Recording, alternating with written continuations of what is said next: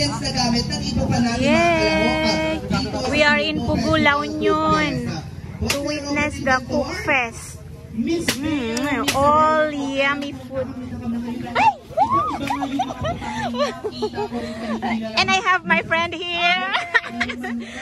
He's the one making the control.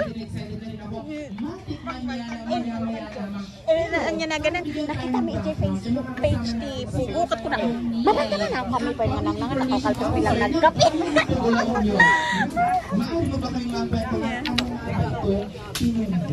Tinonggo.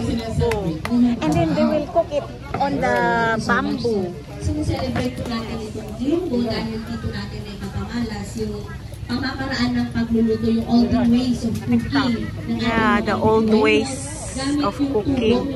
Oh my God. So, lulutuin nila dito. Yan. I-grill nila. Ay, oh my God. Yum. Datuan. Seafoods. All fresh, right? More barangays there. Palina. Yeah.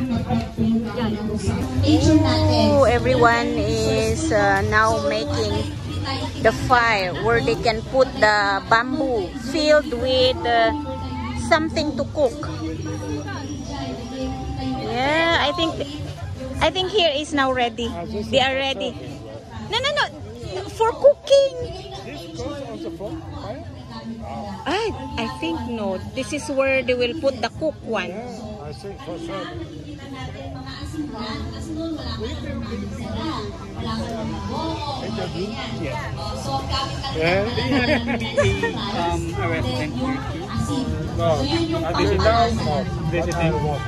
Yes. This is your first time here? Not here in Pugu. First time in Pugu. I brought him because we saw the page ads. If you could only interview party. It's okay. The both of you na lang?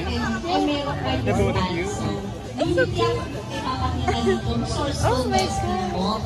So, po yung parang values na pwede natin ipakita sa See? We are a bit going back to the old days. Yes. Ay, sige. You go ahead. You go ahead. I want to take video of this fresh food. Oh my God. So, sa mga hindi pa po nakakapanood ng ating festival, samahan niya lang kayo. Marami pa po kayong naabangan na event. So, for this December po, meron pa po tayo mural painting on December 28. Meron din tayo mural on that day as well.